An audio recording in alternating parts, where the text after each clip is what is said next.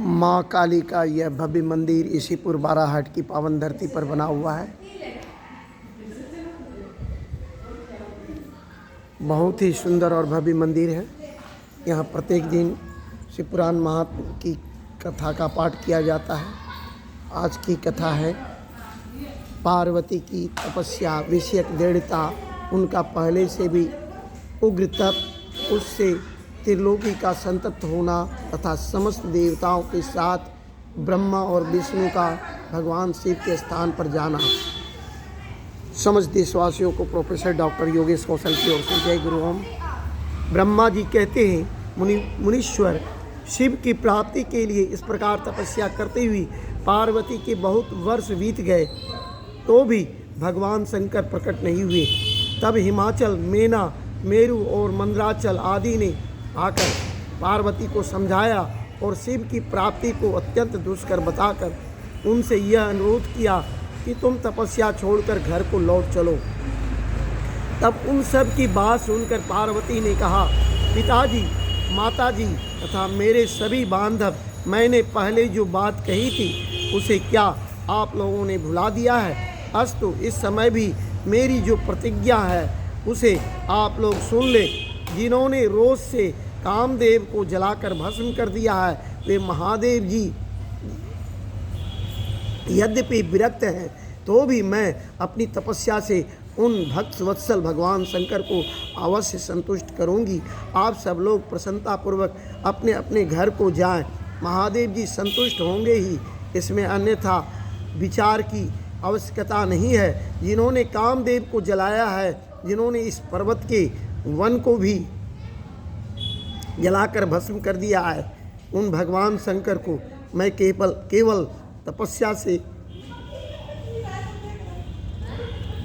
यही बुलाऊंगी। महाभाग गण, आप यह जान लें कि महान तपोबल से ही भगवान सदाशिव की सेवा सुलभ हो सकती है। यह मैं आप लोगों से सत्य सत्य कहती हूँ।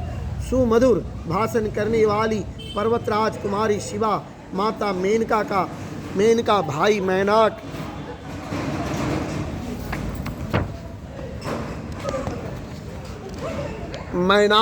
पिता हिमालय और मंदराचल आदि से उपर्युक्त बात कहकर शीघ्र ही चुप हो गई। शिवा के ऐसा कहने पर वह चतुर चालाक पर्वत गिरिराज सुमेरु आदि गिरिजा की बारंबार प्रशंसा करते हुए अत्यंत विस्मित हो जैसे आए थे वैसे ही लौट गए। उन सब के चले जाने पर सखियों से घिरी हुई पार्वती मन में यथार्थ निश्चय करके पहले से भी अधिक उग्र तपस्या करने लगी। मुनि श्रेष्ठ देवताओं, असुरों, मनुष्यों और चराचर प्राणियों सहित समस्त त्रिलोकी उस महती तपस्या से संतुष्ट हो उठी। उस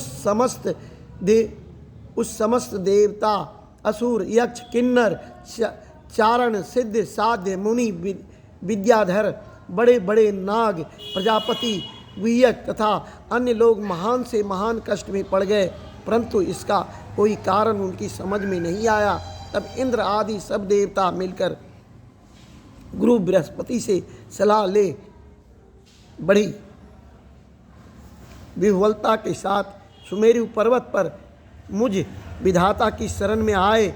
उस समय उनके सारे अंग संतप्त हो रहे थे।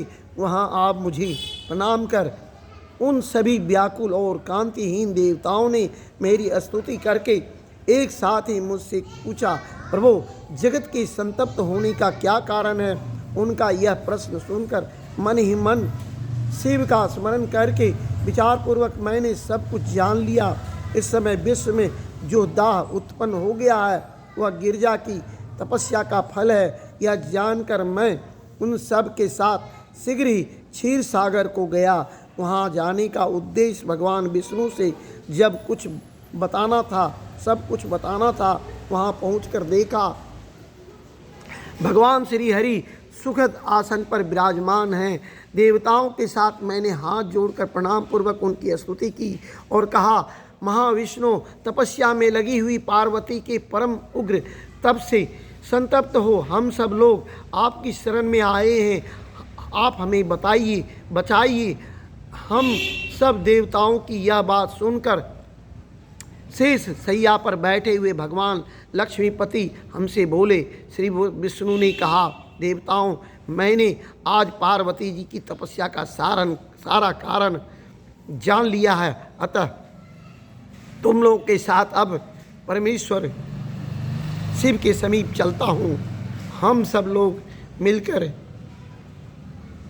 यह प्रार्थना करेंगे कि वे गिरजा को ब्याह कर अपने यहाँ ले आवें। अमरो, इस समय समस्त संसार के कल्याण के लिए भगवान से शिवा के पाणी ग्रहण के लिए अनुरोध करना है। देवादिदेव पिनाकधारी भगवान शिवा को वर देने के लिए जैसे भी वहीं उनके आश्रम पर जाएं। इस समय हम वैसा ही प्रयत्न करेंगे। अतः परम मंगलमय महाप्रभु रुद्र जहाँ उग्र तपस्या में लगे हुए हैं, वहीं हम सब लोग चलें। भगवान विष्णु की यह बात सुनकर समस्त देवता आदि हठी, क्रोधी और जलाने के लिए उद्धत रहने वाले प्रलयंकर रुद्र से अत्यंत भयभीत हो बोले। देवताओं ने कहा,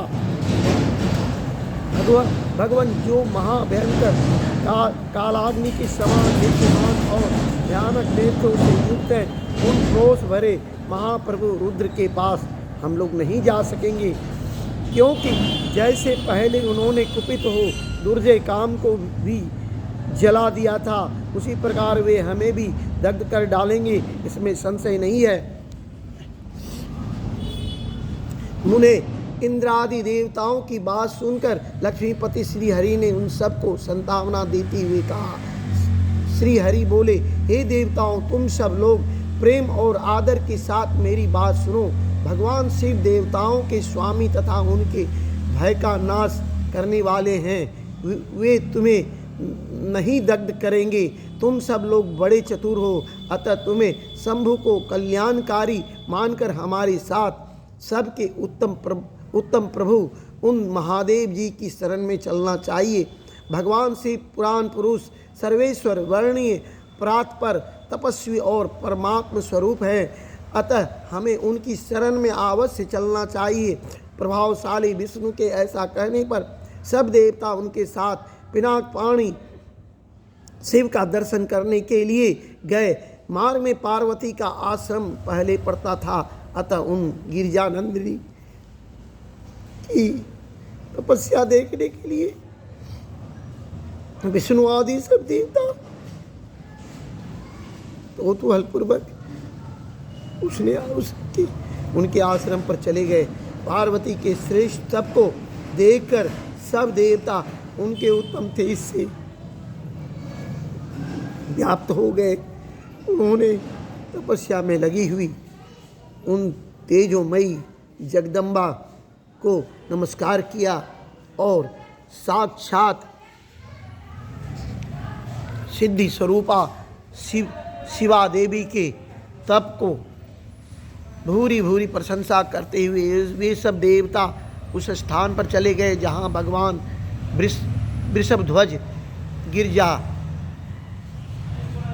विराजमान थे। मुने वहाँ पहुंचकर सब देवताओं ने पहले तुम्हें उनके पास भेजा और स्वयं वे मदन दहनकारी भगवान हर से दूर ही खड़े रहे। वे वहीं से यह देखते रहे कि भगवान शिव कुपित है या प्रसन्न। नारद, तुम तो सदा निर्भय रहने वाले और विशेषतः शिव के भक्त हो, अतः तुमने भगवान शिव के स्थान पर जाकर उन्हें सर्वथा प्रसन्न देखा। फिर वहाँ से लौटकर तुम श्री विष्णु आदि सब देवताओं को भगवान शिव के स्थान पर ले गए। वहाँ पहुंचकर विष्णु आदि सब देवताओं ने देखा भक्तवत्सल भगवान शिव सुखपूर्वक प्रसन्न मुद्रा में बैठे हैं। आपने गढ़ों से घिरे हुए शंभु तपस्वी का रूप धारण किए, योग पट पर आसीन थे। उन परमेश्वर रूपी शंकर का दर्शन करके मेरे सहित श्री विष्णु तथा अन्य देवताओं, सिद्धों और मुनीश्वरों ने उन्हें प्रणाम करके वेदों और उपनिषदों के सूत्रों द्वारा उनका स्तवन किया। अध्याय 13। बोलिए प्रेम से हर हर महादेव की जय, मैया पार्वती की जय, माँ काली की जय, अपने माता पिता की जय, सनातन धर्म की जय, महाबली बजरंग बली की जय। जय गुरु ओम, जय गुरु ओम, जय गुरु ओम।